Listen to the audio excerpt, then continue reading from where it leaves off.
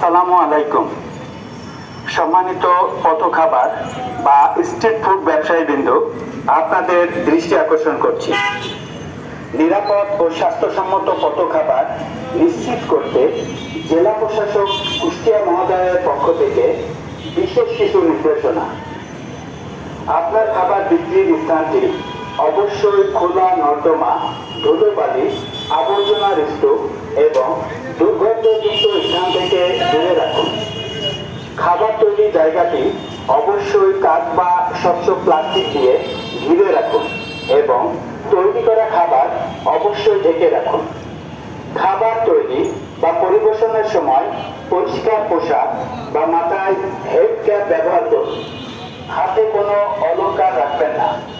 মনে রাখবেন, হাতে গ্লাভস পরা অবস্থায় টাকা পয়সা লেনদেন করা বা থালা বাসন পরিষ্কার করা যাবে না। খাবার প্রস্তুত এবং পরিষ্কার পরিচ্ছন্নতার কাজে সবসময় নিরাপদ ও বিশুদ্ধ পানি ব্যবহার করুন।